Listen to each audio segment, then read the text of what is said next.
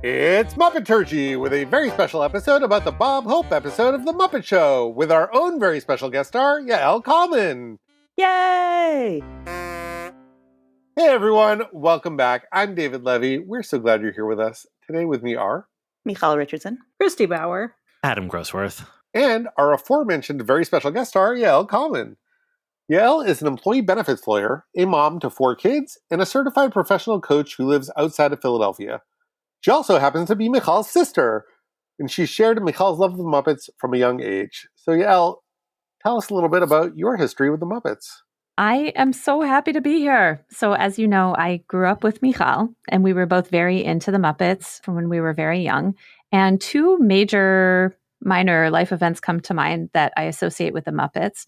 One, and Michal has mentioned this on the show before, when I was very young, probably 2 or 3, our house was robbed and the burglars stole our VCR with a VHS tape of recorded episodes of The Muppet Show still in the VCR. And that, I would say, was the main impact the burglary had on us as kids. And not that our sense of security or safety was threatened or anything, but the loss of that tape. And I would say, Michal, tell me if you agree that that was maybe our first palpable experience of loss. And the second event... This is a whole therapy session I wasn't expecting. Exactly. Put me on the couch. The second event that comes to mind is the summer before I started high school. Michal and I went to see Muppets from Space in theaters. I was hoping you would mention this. And we were very excitedly dancing and running around the theater at the end, like during the credits. We were the only ones in the theater. We were the only ones in the theater. Justice for Muppets from Space.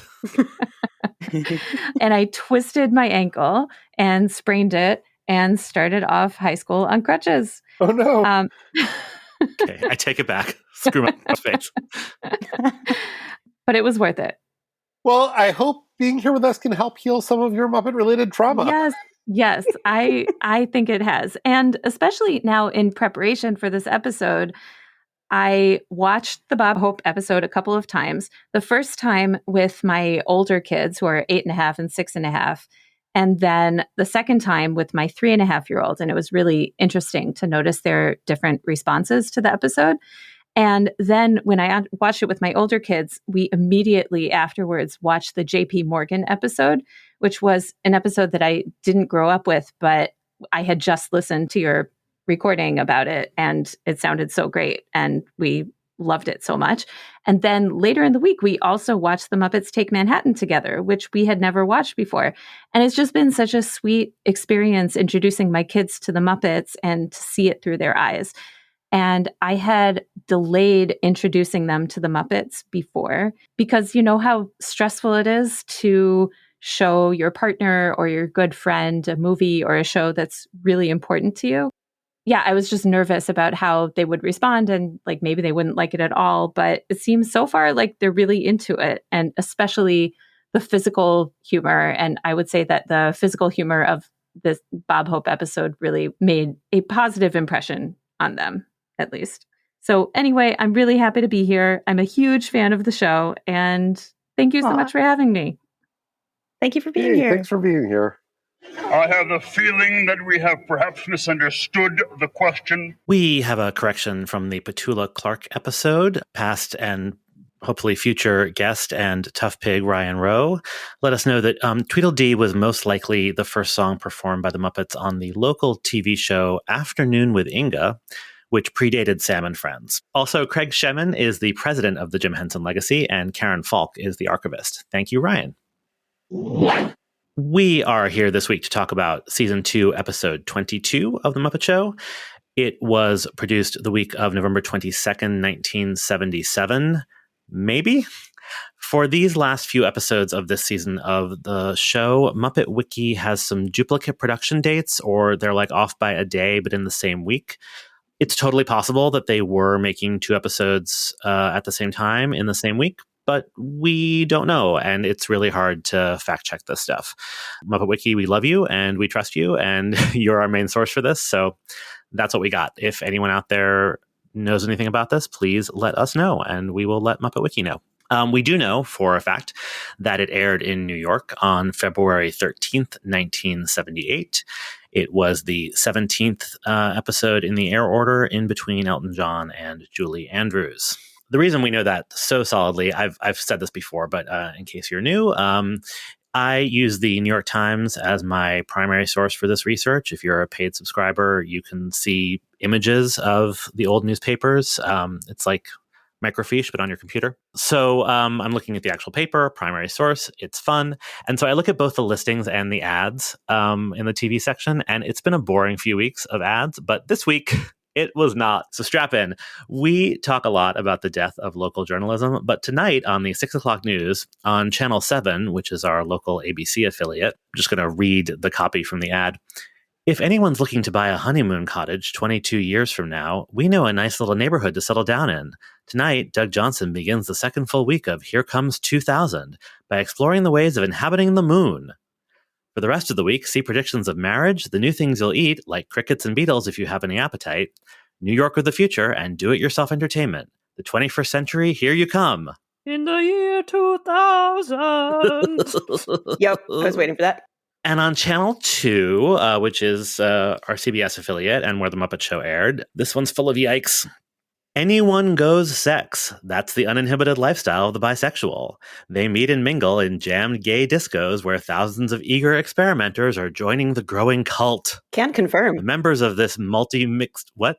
I'm kidding. Why has nobody taken me to a jammed gay disco? Seriously, a cult. A jammed gay disco cult. The members of this multi-mixed world live seemingly normal lives, but often feel at odds with the male-female society around them. We'll see how they cope with everyday life, special problems at work, and neighbors at home. Tonight, Chris Borgen brings you the first of 2 parts in this provocative special report. In case you weren't paying attention up top, that means part 2 aired on Valentine's Day. Like, there's gay panic, and then there's whatever the fuck that is. They're so panicked, they're not sure what they're panicked about. No, I can't. It's so much. The 10 o'clock news on Channel 5, which is now Fox, but at the time was not affiliated with any network, had part 1 of a 5-part series, The UFO Inquiry. It's exactly what you think it is. I don't need to read the copy. After The Muppet Show on NBC, Texaco presents Bob Hope's classic comedy special from Palm Springs, extremely relevant this evening. Even this ad looks 20 years old. It starred Raquel Welch with special guest star Telly Savalas, and with guest stars Glenn Campbell, Roy Clark, Phyllis Diller, Andy Williams, and Flip Wilson. So that's exactly what it sounds like. And that was followed by the miniseries King, starring Paul Winfield as Martin Luther King, which I remember. So it must have re-aired in the 80s. At 9 on ABC, we've got 2 hilarious Valentine specials! Exclamation point. The Honeymooners Valentine special, so that's a reunion special of the Honeymooners. Is Alice Cramden having a love affair? ... and plotting her husband's murder? Ralph Cramden is supposed to still be alive at this point? Yeah, right. Well, I mean, Jackie Gleason was still alive, so it makes sense. But they did have a replacement Trixie, I noticed, which made me look up Joyce Randolph. And Joyce Randolph is still alive now. So I didn't care enough to dig into what happened there, but I found that a little weird. The Honeymooners was on this night on TV on Channel 11 at like 11 or 11:30 and was for like my entire childhood. So even though, you know, this show is from the like early 50s, it was definitely something I watched as a child and did not really understand. The Love Boat is on a special night. It's not normally on our listings on Monday. It's obviously a Valentine special, and it featured Patty Duke, credited as Patty Duke Aston. And today I learned that she is Sean and Mackenzie Aston's mother. Did not realize that. Yeah, married to John Aston of Addams Family fame. The 2 of them appeared on like Tattletales a lot. Jamie Farr, Rick Nelson, not Ricky, Rick Nelson, trying to grow up, Frankie Avalon, and Shelley Long, which I thought was interesting that she is on the ad because she was not famous yet. She is to us now, but it was like one of her first credits, but her name was on the ad, so good for her. To introduce our guest star, that's what I'm here to do. So it really makes me happy to introduce to you.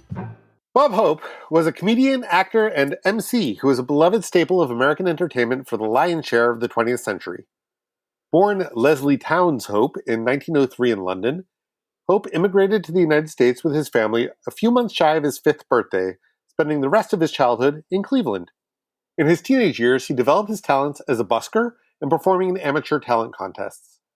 He even had a brief career as a boxer under the name Packy East. In his early 20s, he formed a dance act with a friend, and they were discovered by Fatty Arbuckle, who hooked him up with a touring show.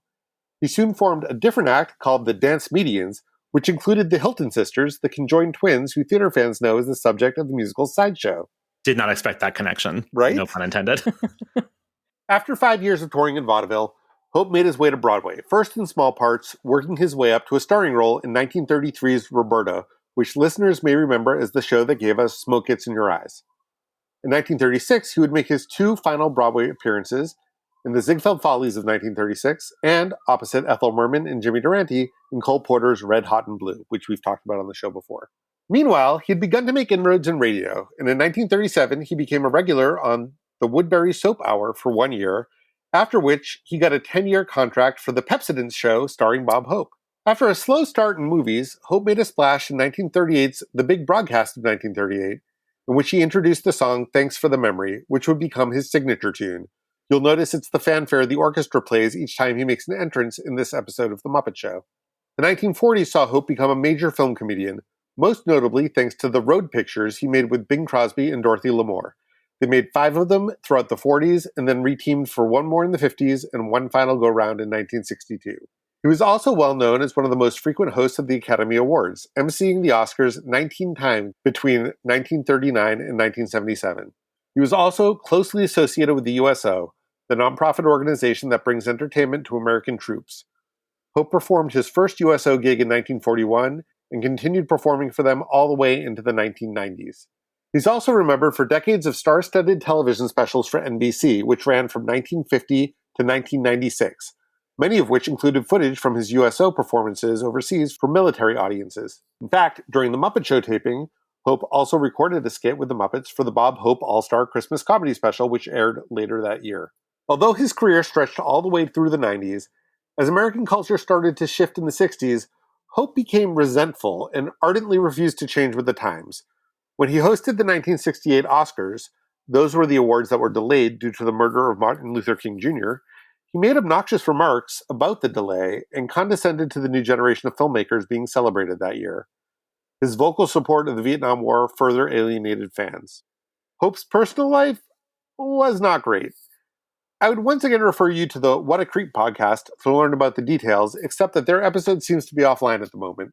But the highlights include possible bigamy and enough womanizing to have a whole section of his Wikipedia page titled Extramarital Affairs. Regardless, he received numerous awards and honors over his career, including 5 honorary Oscars, the Kennedy Center Honors, the Presidential Medal of Freedom, the National Medal of the Arts, and knighthood. In 1998, the AP mistakenly printed his obituary, which led to his death being announced on the floor of the House of Representatives, even though he still had 5 years left in him. He would live to be 100 years old, passing in July 2003. He's also one of the many Muppet Show guest stars who makes a cameo in the Muppet movie. So for me, Bob Hope was one of those sort of omnipresent celebrities of my childhood. We watched Bob Hope specials when they were on TV. I certainly knew him from the Muppet movie, but also I remember watching the Big Broadcast of 1938 when I was a little kid because my dad was into old movies, and so I sort of was also into old movies through that. And I definitely saw some of the road pictures, etc. But I'm curious, what are your all memories or feelings about Bob Hope? Bob Hope seems to me like one of those celebrities who we can only sort of generationally grasp the importance of. And I say that because this week I happened to catch again an episode of the Carol Burnett Show where Bing Crosby was one of the guest stars. And in one of the sketches in which Bing Crosby was playing himself, Bob Hope did a cameo in the middle of it and showed up, and the audience lost their minds. In the sort of way that, I was trying to think of somebody equivalent showing up in a thing, and I feel like that's if Ben Affleck was hosting Saturday Night Live and Matt Damon dropped by for an announcement. Yeah. Mm-hmm. Exactly. So, because, it's similarly, I think of him as being the same way that I did with George Burns as a kid. Like, that old guy from old Hollywood who's still around. It's like the first thing that I think of when I hear Bob Hope's name. Even though I've since as an adult gone back and, put him in context. It's still like old Hollywood. It's like shorthand. I mean, like so many of the guest stars we've talked about, he was just there in a way that I didn't have context for. But like as a kid, like you just knew who Bob Hope was, whether you understood it or not, because that's how pop culture worked in the 70s and 80s. Why don't you get me started? Yeah, Elle, what were your overall thoughts of this episode? This is one of the episodes that survived the burglary, and we watched it a lot growing up. And watching it again now, I thought it was okay. There were some bright parts, but overall it was pretty meh. The whole running gag about Bob Hope as an absentee guest, I think, has a major impact on the quality and tenor of the episode as a whole. Yeah, I thought it was okay, but nothing to write home about. Christy? I agree. It goes down smooth, but like a little too smooth. Like, I'm not sure that I will remember this one without prompting a season from now smooth. It's perfectly charming, but compared with some of what we've seen, especially lately, yeah, it's not a lot to write home about. Hal? Yeah, it's hard not to see this through the lens of having watched it a bunch as a kid, but if I were to try and wipe that lens, I'd say that much like the Petula Clark episode that we watched last week, there was so much fun in here, and there's a bunch of it that I love as individual segments, but there was something about the pacing and the absentee guest aspect, like Elle mentioned, that made it a little forgettable. It kind of slipped right out of my brain. David? I'm going to speak in defense of the absentee guest because before we watched this, I was sort of dreading it because I thought, ugh, Bob Hope, like that's a style of comedy that I'm just not here for anymore. Like it hasn't aged well, and I don't really want to have to sit through so much of like, cranky old man Bob Hope. And then we get this episode and he's barely in it. And like that was just a gift. What a relief. But I agree. I think like the Petula Clark episode, the reason why it's hard to sort of have a handle on this is because all the best parts don't involve the guest star or don't involve the guest star interacting with the core Muppet cast. And so like Calypso Pig has been a favorite of mine for a long time, but it's the kind of thing that could be plopped into any episode. So it's hard to sort of connect it in my brain with everything else from this episode. It's so weird that I'm the positive outlier, although I guess I did like Peter Ustinov. I agree with Christy. Like this is not like a top 20 episode. Like it's not going to stick with me a year from now. But I love it, and I think it shouldn't work, but it does because it is all built around him not performing. But I mean, I'm not doing this, but I like somebody should do like a Muppet Show guest star counter, of like how much time each guest spends in each episode, because he's actually in it a lot. Like the joke is that he's not performing, but so he doesn't do any sketches and he doesn't do any songs, but he's there a lot. And what he does do is a thing that we've talked about that we love is he has such a great rapport with the Muppets, with Kermit in particular, whenever he is on stage, right? He treats everything completely seriously, completely real. They have such good banter. They have such good chemistry. And I was completely charmed by him and by that. We get essentially 2 backstage plots. I love a backstage plot.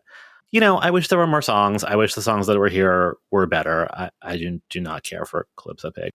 So like, it's not a perfect episode, but like I kind of love the Bob Hope of it all, which I was not expecting either. So maybe it was the power of low expectations. But yeah, I don't know. I thought it was also like puns galore. I don't know. I was charmed. Fascinating. Yeah. Let's get into it.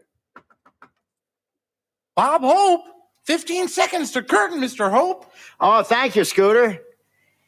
Bob, I think you're an incredibly talented human being. I mean, you're a comic genius. Oh, thank you, Gonzo. I love doing this show. Yeah, if your nose weren't so small, you'd probably be a big star like me. I hate doing this show. Did people make fun of Bob Hope's nose? Was this a thing? Yeah. I don't know if they made fun of it, but like his profile was sort of like a trademark. Yeah, it's very distinctive. I thought maybe the joke was that he's not a Jewish comedian, but maybe it's just that Gonzo has a huge honking nose. Is Gonzo coded Jewish? Are we going to have to debate this? No.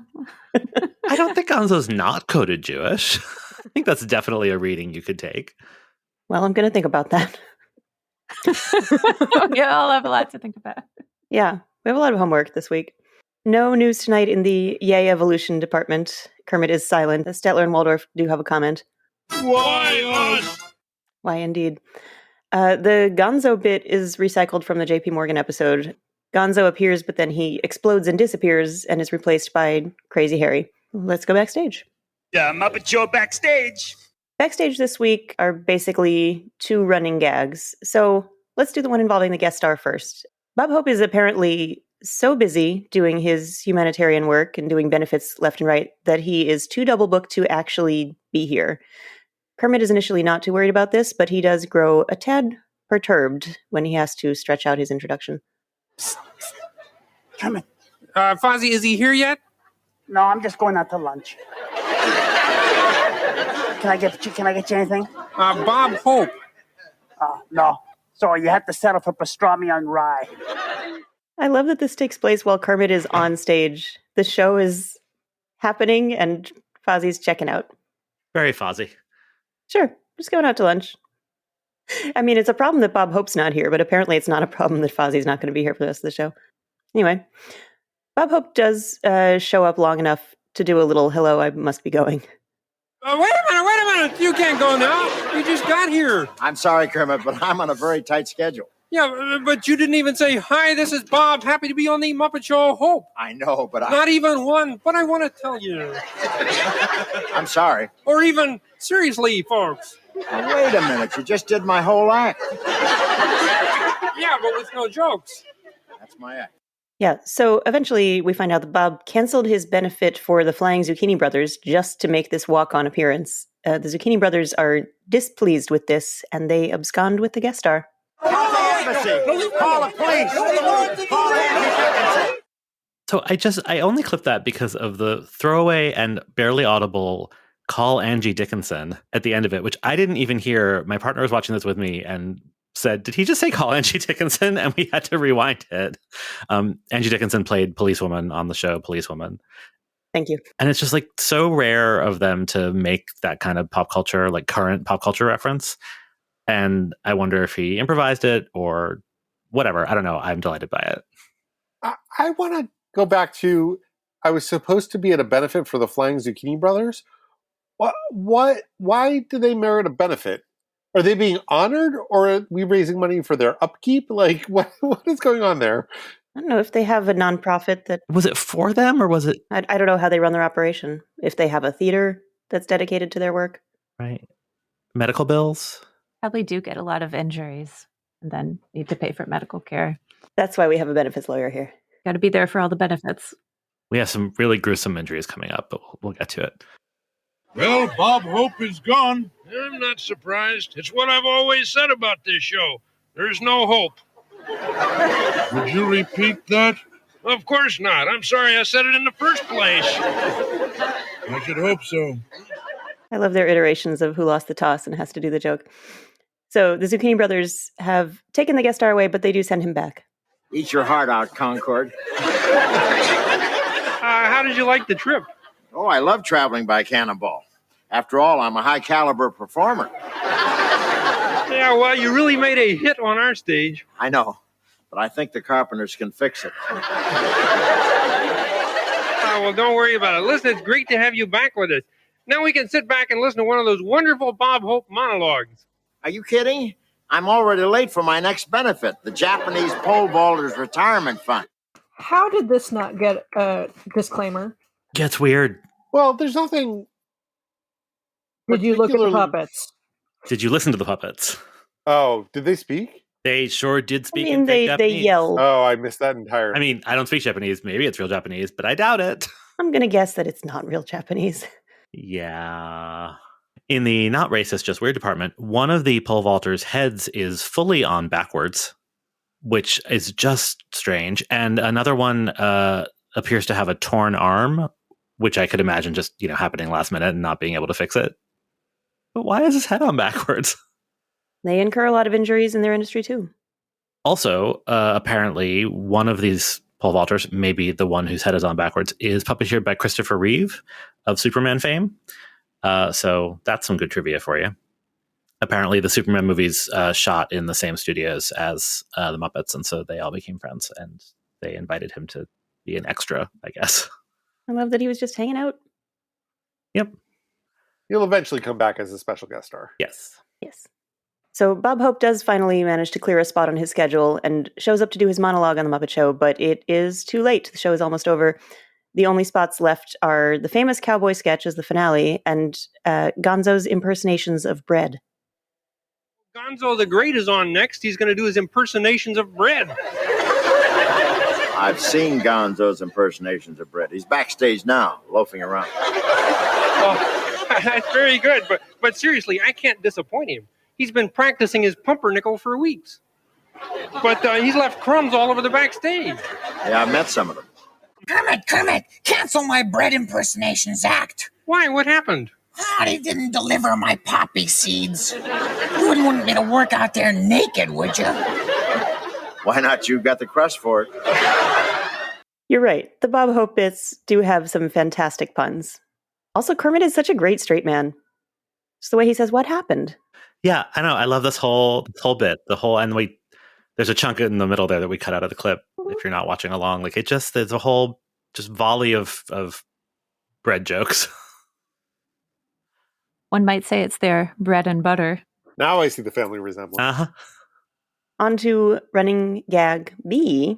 Animal needs a hobby. He runs on stage during Kermit's initial intro and he mugs directly into the camera and widens his eyes and yells Bob Hope, which is wonderful. And then asks, who Hope? Hey, we are lucky because do you know who our guest star is? Ho, ho, ho, ho, ho, ho, ho. Our guest star is Bob Hope.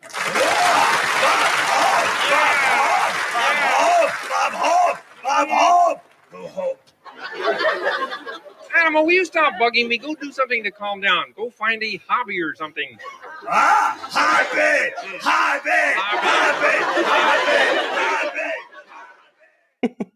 So Animal first tries out alligator wrestling, but then he switches to something a little more challenging. Hey, Floyd, Animal's still not alligator wrestling, is he? Oh, no, man. He gave that up. Said it was too easy.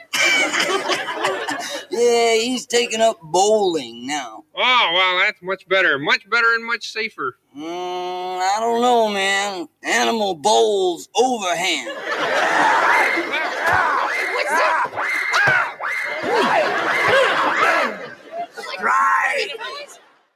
Strike! So we don't actually see Animal here. We just know that he's off screen chucking bowling balls at people and taking out Muppets. And it is delightful to watch this whack-a-Muppet Fully situation destroys happening. Scooter. Yeah. Scooter gets knocked right out. Pops up, pops back down. He does get up again, but it's not pretty. Finally, and most chaotically, during the episode closing, we learn that Animal has switched to hunting. And then all the pole vaulters and Zucchini Brothers and hunters are running around Bob Hope while Animal is wielding a bazooka and chasing a bunny rabbit. Oh, what was that? Animal's got a new hobby. He's taking up hunting. Bunny rabbit.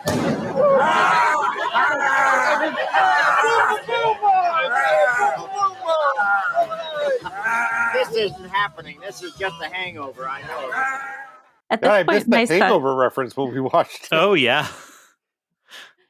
At this point, my son said, I thought Animal's hobby was drumming. Fair. That's a really good point. No, that's his job. That's his calling. That's his job and his calling, His right? passion. He needs something to do outside of work. But yeah, that's a fair observation.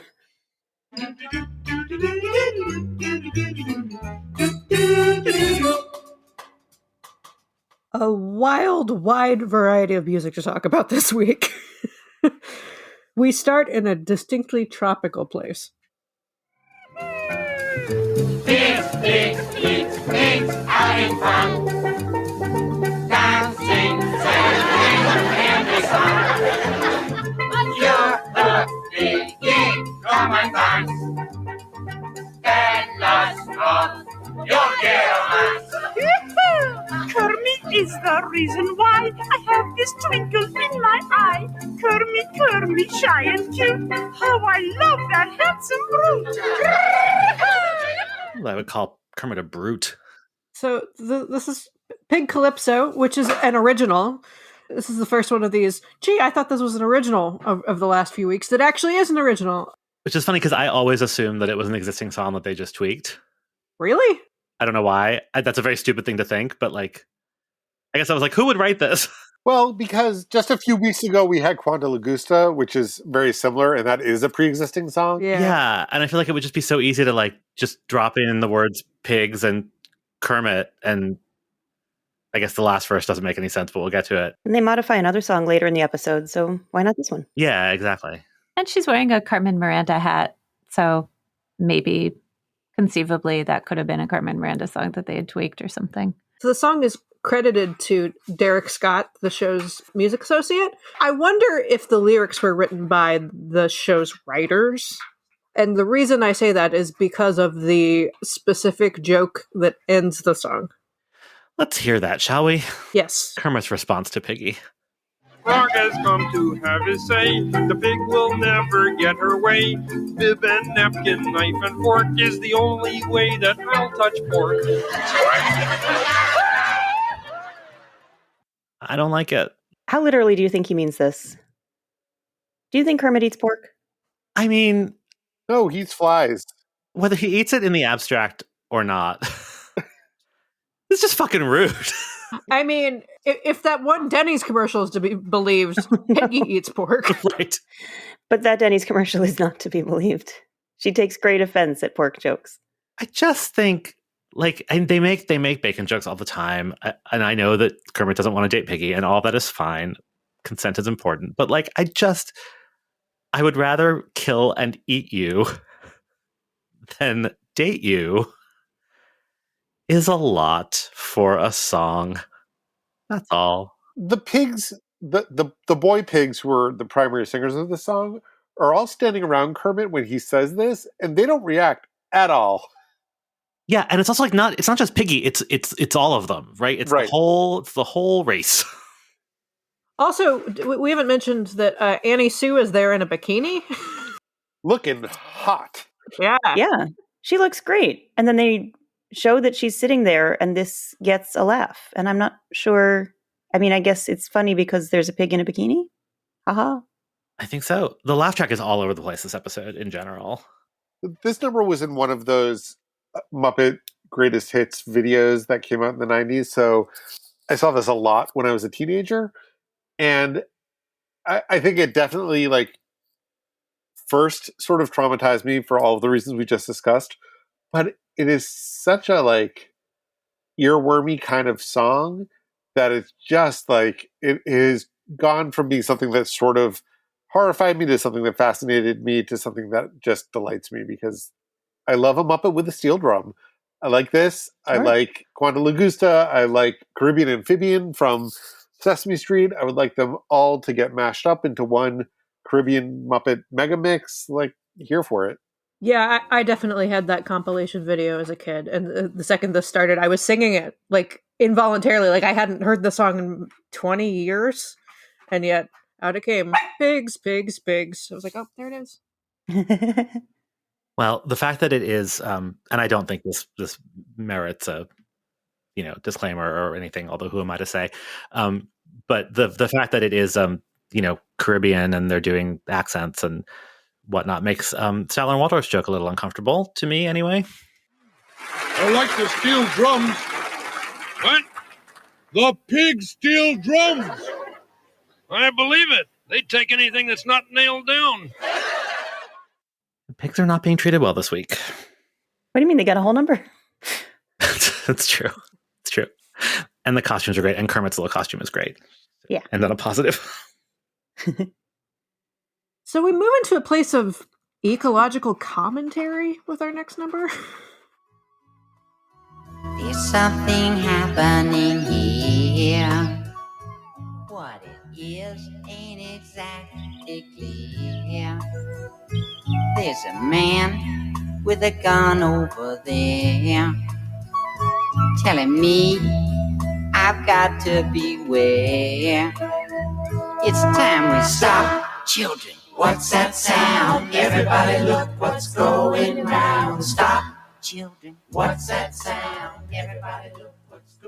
So this is a song whose title you would never guess because it does not appear in the song at all. It's a song called For What It's Worth by a band called Buffalo Springfield from 1966. Buffalo Springfield was a band that included Stephen Stills and Neil Young, later of Crosby, Stills, Nash & Young. So this was a song that hit number 7 on the Billboard Hot 100 in 1967. And I was talking about this song with a friend this week as being what I call a movie signifier. Like we were talking about how like if they make a movie about like 2020, 20 years from now, like a mask on the ground is going to be the 2020 signifier. And I was like, yeah, the same way that when you hear Buffalo Springfield's For What It's Worth, you know that the movie's about to be about Vietnam.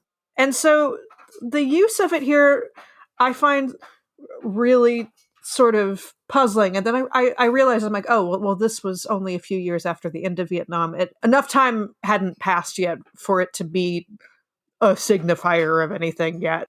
But it was very clearly an anti-war song originally, right? Like it came out. Oh yeah, I mean these are the war protest song during the war. So anyone hearing it then, like it's not like it developed another meaning, right? No, and it's not subtle. Like I went back and listened to it today. I should say I love the song, the original song. I mean it's in Forrest Gump. I think probably most famously. I have to assume it was on the Wonder Years, which was like a big deal when it came out when I was like the same age as the Kevin character. Like it was like much like Bob Hope, it was always around, despite, already being 20 years old in my childhood. But like, it's also funny because I mentioned it on the podcast last week, which you have heard, listeners. I have not. Maybe it got cut out, but it came up when we were talking last week and recording. I didn't realize it was coming up in this next episode. And like to this day, I cannot hear the song without picturing this scene because this is definitely the first place I heard it. It was on the Muppet Show. And so I was like, oh, this song is about hunting. Oh, no, it's not at all. Should we say what's happening on the show? We haven't done that yet. Yeah. Explain the situation. Me? I mean, it's a bunch of, it's sort of the Forest of Despair, but this time it's warranted. It's a bunch of very cute animals, including... is it the same old lady possum puppet from Emmett Otter? Yes. And Will Possum. There are many of the Emmett Otter puppets being recycled here. Yeah, and a very cute little bunny. In my like child memory, it's all bunnies, but that's actually not true. The singer is a possum. There's a deer who doesn't really match any of the others. Very beautiful puppet, but like not in the same world really at all.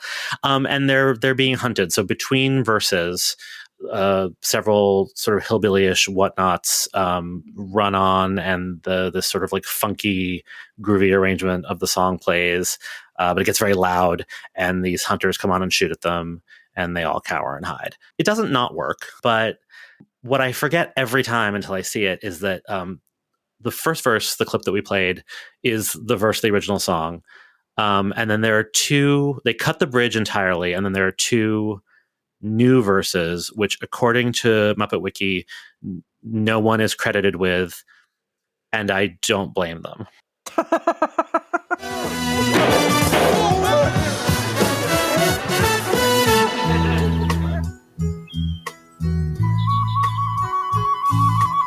forest echoes silent woes, a million years of bucks and does passed silently before today.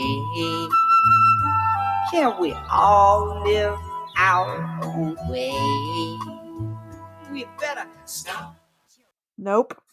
It's just bad. And like, I get why What a Field Day for the Heat might not have worked in this context, but paranoia strikes deep into your life. It may creep. Starts when you're always afraid. Step out of line. The man comes and takes you away. That would be perfect in this setting. Yeah. A little dark for kids, but they've done it before. That's my problem with this, is it doesn't commit to the courage of its own convictions, right? Like it starts in a place like I had, if I had seen this before, it had been a very long time. And I mean, certainly not as an adult. And so when this started, I found it jarring and shocking. I was like, oh, they're going there. And I thought it was incredible and moving. And then the second the Hunters showed up, I was like, nope. No. Because the Hunters are just like hillbilly ding-dongs thrown in for comic relief. Like, I mean, even the arrangement reflects that. You have that da-da-da-da-da, and you're like, what is happening? Yeah, and again, the original song, not subtle. No. At all. No, I was like 3 or 4 years in a row got to go to the New York CLU does a Broadway benefit every year where Broadway stars sing. It's called like Broadway Sings for Freedom. My ex-roommate used to win tickets every single year on Facebook, and I went with her. And every year somebody would do this song. It would be one of those things where I'd be looking at my watch. I'm like, okay, when is the Buffalo Springfield happening? When is it happening? And then, in would walk Michael Cerverus and his country band, and they'd do it. Yep. And Go check it out. and he called them the Buffalo Springfield, and I was like, no. So like the vaudeville. Yeah. So like it's like this like liberal cliche at this point of like social consciousness. So it's not subtle at all, but it is a powerful song if you leave it alone, and they did not leave it alone, and it makes me really, really frustrated. So it is fascinating that they put this in the Bob Hope episode, given that he had come under so much fire for being so rah-rah USA during the Vietnam War. And I wonder if he knew. I wonder if there was conversation between him or his people and the Muppet people that led them to soften the lyrics or up the comedy so that no one thought it was a criticism of Bob Hope or the troops or anything. I don't know. If you had asked me before we watched this episode this week, I would have sworn that this number came from the Harry Belafonte episode, because I also had sort of forgotten the rewritten lyrics and just remembered it as like a really powerful anti-hunting, pro-animals and ecology sort of message. And the context with Bob Hope just makes it really stick out in ways that raise questions for me. I want to share this thing. I'm just going to read this straight from Muppet Wiki because I'm obsessed with it. This segment provoked an article in Field and Stream, June 1978. In How to Raise Hell, writer Richard L. Hall expresses his displeasure, but only speaks in passing of the Muppet Animals singing, quote, a once popular rock song.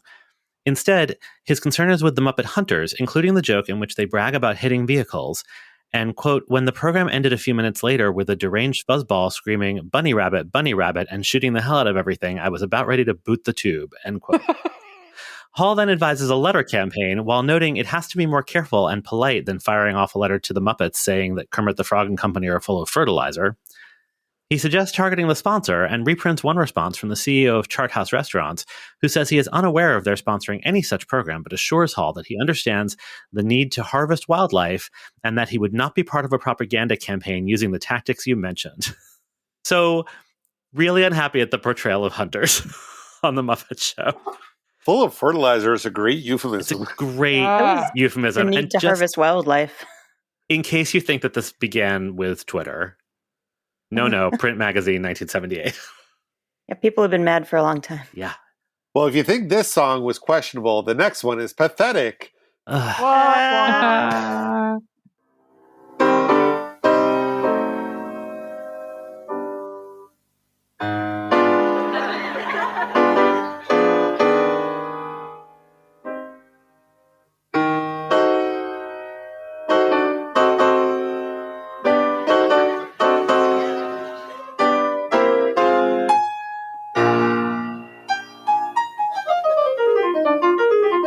The show's running long. Make it as short as you can.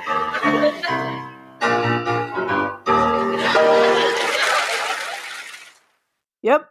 This is Beethoven's Pathetique Sonata, Sonata number 8 in C minor, opus 13. And it was written in 1798 when he was 27 years old. So good for him, and shout out to the public domain. I just wonder if the people who played piano for Rolf were big Beethoven fans. Like they were like they went to them and they're like, what are things that you like to play? Because we've had a lot of Beethoven jokes. Well, later on, there will be a talking bust of Beethoven on the piano. if I recall correctly. Yeah, this isn't the last we'll hear from Beethoven. Yeah, so somebody is. Schroeder works on The Muppet Show. We get an interesting medley in the UK spot this week. Songs we delighted to know long, long ago. As the blackbird in the spring, 'neath the willow tree, sat and piped, I heard him sing, singing orally. Orally, orally, made of My God, that synthesizer. Yeah, Yeah, so this is the first half. There are 4 songs in this medley. The first one is Long, Long Ago from 1833. By the way, this entire medley is a shout out to the public domain. This was by an English composer named Thomas Haynes Bailey, who, according to Wikipedia, was an English poet, songwriter, dramatist, and miscellaneous writer. And I was like, Thomas Haynes Bailey. I wonder if he wrote anything else I'd heard of. And he didn't. But among some of the other song titles that he wrote were Gaily the Troubadour Touched His Guitar, We Met, 'Twas in a Crowd, and Oh No, We Never Mentioned Her. These are literally like titles of gay group texts. And then Orally is a song that dates back to the Civil War by W.W. Fosdick. God damn it. Man, I hadn't said it out loud. Good Lord. And George R. Polton. And it sometimes gets attributed to Stephen Foster, but it's not a Stephen Foster song. And if the music sounded vaguely familiar, that melody was used in Elvis Presley's Love Me Tender. I thought it sounded familiar because it was featured in Alan Sherman's song Sticks of One and Half a Dozen of the Other. Every time you take vaccine, take it orally. As you know, the other way is much more painfully. Thank you for doing that, because even though I knew orally, this rendering of it, I was like, singing orally, how else would you sing? Much more painfully. Is it meant to? Is it a joke, or is it just a terrible name? I couldn't tell from the snippet of lyrics that we got. It's a terrible name. But I have to tell you a wild thing I learned about Love Me Tender, which is that the guy who wrote the lyrics to Love Me Tender, which uses the orally melody, is a guy named Ken Darby, whose other claim to fame is, well, he has two claims to fame. He had won several Oscars for writing the scores for movies, but he was also the singing voice of the Munchkin Land mayor in The Wizard of Oz. Whoa! So that's a connection that I would never have made. So then we have 2 other songs in the medley, and the first one is going to sound extremely familiar to people who've been listening to us from the beginning. Were to change by tomorrow and fleet in my arms, like fairy gifts fading away. Oh, Genevieve, sweet Genevieve, the days may come, the days may go, but still the hand of memory weaves the blissful dreams of long ago. So yeah, the first song is Believe Me If All Those Endearing Young Charms, which appeared in the Muppet Valentine special. And this episode aired the day before Valentine's Day. Whoa! Well, in New York, and this is the UK spot, so. Oh, fuck you. So we have talked about this piece of music before. It's a popular song written by the Irish poet Thomas Moore, and it can be traced back, the tune can be traced back into the 18th century. Oh, and also this is the one that is referenced in Come On Eileen. It aired on the 19th of February in the UK, so you're still good, David. And then Sweet Genevieve, I did a little bit of digging because Muppet Wiki just said it was traditional, and I was like, this doesn't sound old enough to just be traditional. And turns out it's not. It's from 1897. The music's by Henry Tucker, and the lyrics are by George Cooper. I found the sheet music. Attribution. That's all I've got about it, though. Yeah. But I have a question for you guys. I have so many questions. I mean, I've got a lot of questions. But so they're all sitting on a couch in front of a fire, and J.P. Gross is sitting on an armchair facing them. Is he holding them hostage? Or is he their dad? Maybe this is the company Christmas party. Yeah, I was thinking they're like on a company retreat in JP's upstate New York cabin or something. And this is a team building exercise.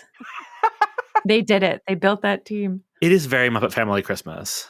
Yeah, with a handful of Muppets plus J.P. Gross. Robin's on a little pillow. It's very cute. That is very cute, and you can see everybody's legs.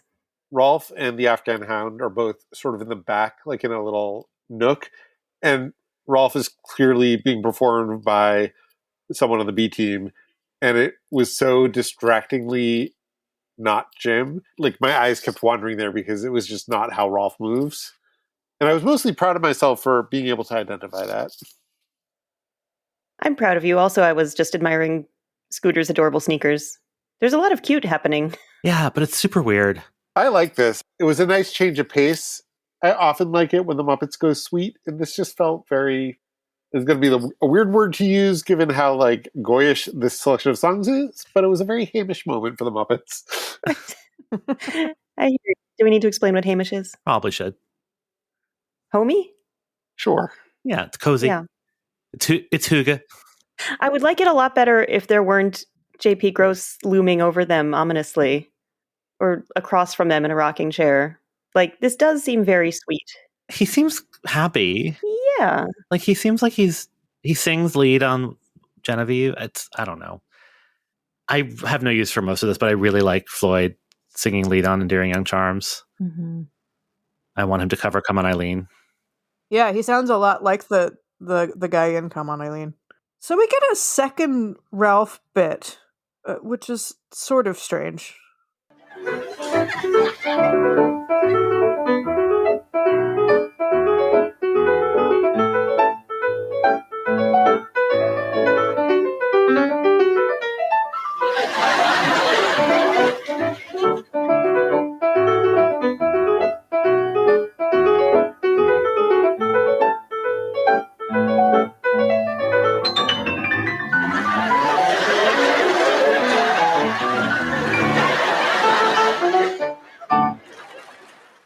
We learn why all the lady guest stars want Ralph. So I noticed that this one, the candles, you guys often talk about having fire on stage and how it's terrifying.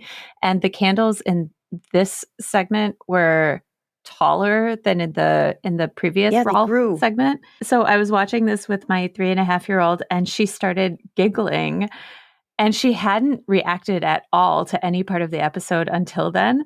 And I was like, "What's going on?" And she said, "On the iPad, it's Hanukkah." That's very sweet. I wonder if the candles are taller because they actually filmed this clip first and just kept the candles burning. It's because they increased the joy over the course of the episode. Well, also Ralph sprouted a third arm, so there's clearly miracles happening. I didn't even notice the third arm until I read about this segment on the wiki. It is subtle. I mean, because of like it sort of blends in. Like there's a lot of brown. I think also we're not used to watching television with the same attentiveness that people watched television 40 years ago. I mean, don't tell people that. We have a podcast where we pretend to be experts. Well, we also watch it multiple times, I think, on purpose, because we know that, you know, your phone is right there, very tempting to look away and just, you know, make that Wordle guess. But back before there were all those distractions, I think it was easier to stay focused. And when there are commercials, you could go put your focus elsewhere.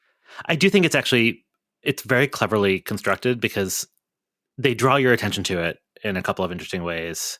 I think they know you're going to miss it the first time because actually Rolf is surprised by it. So he reacts to it. And then you're like, oh, there's a thing there. And so like when you watch it the second time, you realize it was there earlier than you thought it was. I think that's all actually very deliberate. So a quick note about this piece of music. It's called Nola. It was written by an American composer named Felix Arndt as an engagement gift for his future wife, whose name was, you guessed it, Nola. It gets referred to as a novelty rag, and it's been recorded by a bunch of piano players, Victor Borge, Liberace, and it was a 1950 top 10 hit for Les Brown. And Felix Arndt, I discovered, a distant relative of Napoleon III. Huh. Yeah. It is strange that part of the gag of this episode is that they're running long, and we get two nearly identical Rolf numbers that feel like filler. I think it's not so much that they're running long as that they don't have time for Bob Hope to do his thing because he wasn't there when he was supposed to do it. So like they had to put on filler to cover for a missing guest. Right. And then when he shows up, like, sorry, we can't just make the show longer for you. That makes sense. Still, two nearly identical Rolf bits that feel like filler. Well, I sort of wondered if at this point in the season they're starting to regret that they made the theme song shorter, because it feels like we're constantly getting these little extra bits that feel like filler, and maybe if we had the original length theme song that had built-in comedy, then maybe we wouldn't need them. That's fair. We close this week with some horsing around. What's the matter? You don't like the little conversation? Not with some two-bit horse. I'm not a two-bit horse. Oh, yeah? You bit me twice. Oh, give me land, lots of land, under starry skies above. Don't fence me in. Let me ride through the wide open spaces that I love. Don't fence me in. Let me be by myself in the evening breeze. Listen to the murmur of the cottonwood trees. Send me off forever, but I ask you please, don't fence me. So this is Don't Fence Me In, which is a Cole Porter song that was originally written in 1934 for a movie called Adios Argentina. And if you've never heard of that, it's because it was never made. Mm-hmm. It was going to be a Western, and because Cole Porter, if you know anything about Cole Porter, you're like, Cole Porter in a Western? What? Yeah, he was like, I don't know the first thing about that. So he actually bought the rights to a poem by a guy named Robert Fletcher, who worked for the Department of Highways in Helena, Montana. Excellent. And yeah, he reworked this poem into this cowboy song, and he wanted to credit Bob Fletcher as a co-writer, and his publisher would not let him. So this movie didn't get made, and the song didn't really enter the popular consciousness until about a decade later. Kate Smith sang it on her radio show, and then Roy Rogers sang it in a movie called Hollywood Canteen, and that's when it really kind of became a hit. And noted Joe Raposo Stan Frank Sinatra recorded it that same year. After the song became a hit, Bob Fletcher got a lawyer, and they retroactively got him some credit on the song.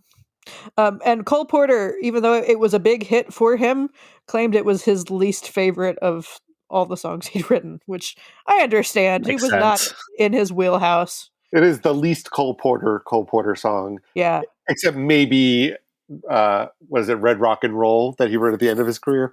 Yeah. So yeah, it's Bob Hope on a horse, and I'm putting horse in sort of air quotes. It's all the components of a horse. Is it necessary and sufficient to be a horse? That's the real question. You know one when you see one. David, how was it you described this horse? It's like the Muppets used one of those services that turns your toddler's doodles into a real life stuffed animal. On further reflection, though, I think I realized what's really uncomfortable for me about the horse. Well, there's two things. One is that the way that they have created the illusion of movement is that it's chroma keyed onto a moving background, but that makes it look like the feet are never actually touching the ground. Yeah, there is no ground. It's just floating. I mean, that's kind of the there's joke. no bounce to it. So it's not actually, there's no illusion of movement whatsoever. And the horse doesn't have knees, so the legs are all sort of noodly, and they move in really sort of uncanny, uncomfortable ways as they gallop along. He doesn't have knees, but he does have New Balance sneakers. And socks. Yeah, many colors of socks and sneakers.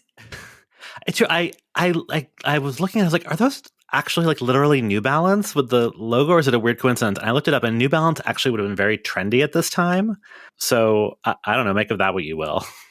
I didn't mind the horse. I thought maybe you were upset by like the weirdly long neck or the buck teeth, but the hooves inside the New Balance shoes, like he does a little soft shoe in the middle. It's really cute. I mean, Miss Piggy also wears shoes instead of hooves. That part doesn't bother me so much. I find the horse vaguely unsettling, but I also think so does Bob Hope. So it all sort of feels of a piece with the sketch, and I don't mind it so much. I mean, it was unsettling enough that Gonzo didn't want to do it. Yeah, to this horse, Gonzo said nay. This is the thing I feel like I never clock on this show in the way that I do on, say, Modern Saturday Night Live, but Bob Hope is definitely reading off of cue cards during this. In my research for the biography section of this podcast, I discovered that Bob Hope famously always used cue cards. And in fact, at the end of his life, when his sight started to go, it became a problem. I didn't notice it anywhere else, and I would not be surprised if other guests had used them. But in this sketch, I think because of the way he's positioned on the horse, you can really tell when he's looking off in another direction. Yeah, I thought he just didn't know where to look, or something was off about which shots they were using when. But yes, we know from the Rita Moreno episode that they do use cue cards and that Sweetums holds them. He needs a job. Have we mentioned the horse's name yet? No. Well, I feel like you should do it because you were so delighted to discover it.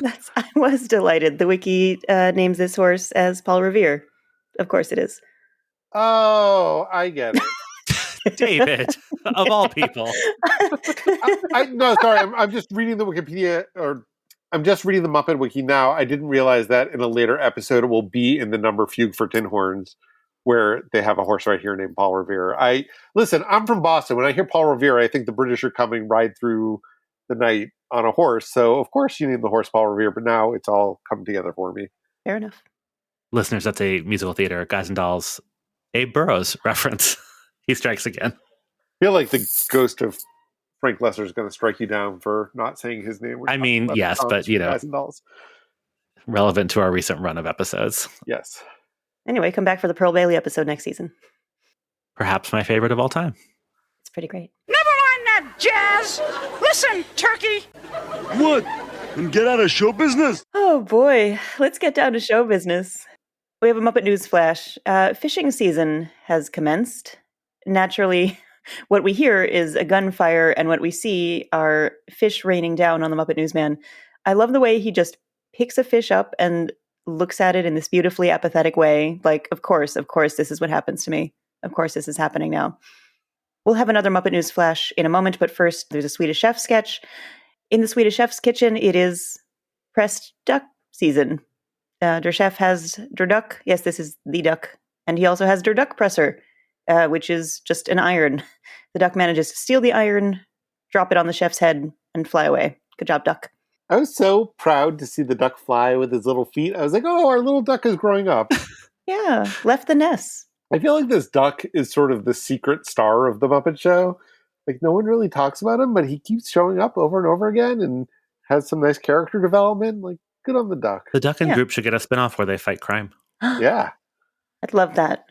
Buddy comedy. The duck is introduced like under a dome, one of those, serving dish things, and the chef lifts the thing off, and the duck looks straight at the camera and goes, quack. It's so cute. Every time we see the duck, something great is going to happen. So we have a second Muppet News flash. Apparently there was supposed to be a third in between the two, involving a moose dropping on the newsman, but that got cut. I think it would have made this even funnier, but here is our final Muppet News flash of the episode. This is the opening night of the opera season, and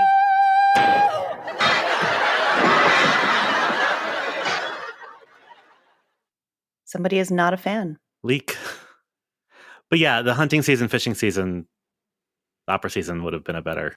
Yeah. Well, I felt like the Buffalo Springfield number serves as the introduction to the concept of hunting Yes. season. So we Yes. still get the rule of threes, even though they're not all three Muppet News Flash segments.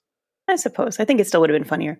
For anyone who hasn't watched, there's literally a Muppet opera singer dressed like something out of Die Valkyria that falls dead on the desk and then rolls off onto the ground. It is horrifying and hilarious. Yeah, I thought it was very funny. And also I was horrified, yes.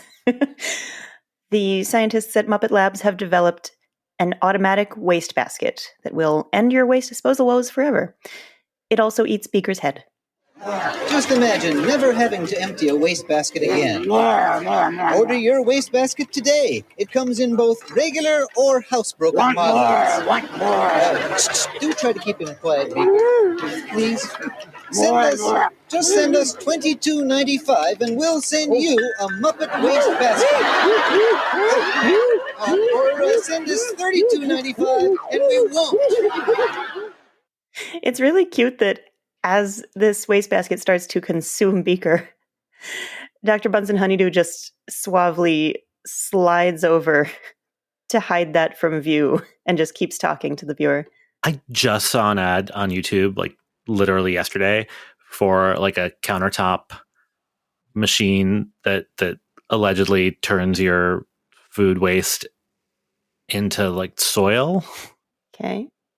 Yeah, it's like composter. It's like a composter, but they're like, no more gross countertop composter. This, this is bad. Like it's like looks like it has like blades in it. It was just a commercial, and I thought, oh, I should look into that because there's really no good way to compost in my apartment. And now maybe I won't. I mean, don't stick your hand in there or your head. Yeah. But yeah, I do feel like it took us 40 years to get anywhere close to this fake Muppet product. We're living in the future, guys. $22.95 sounds like a lot at the time. $22.95 in 1978 dollars would be $98.96 in 2022 dollars. Huh. So not hugely expensive. It's the most consistent show I've seen. Yes, they get worse every single week. Oh, well, I guess we have reached the end of this episode. Sort of snuck up on me as I was pondering what I would pay for an automatic wastebasket. Hey, doesn't Hope usually sing thanks for the memories? Why would he want to remember this?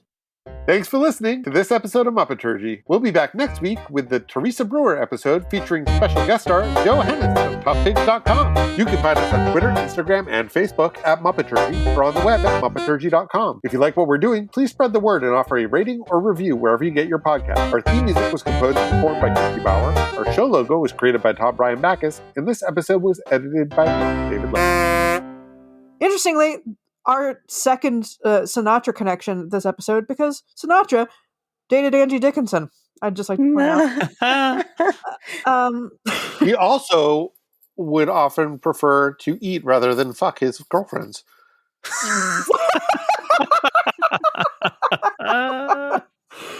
We're going to cut that.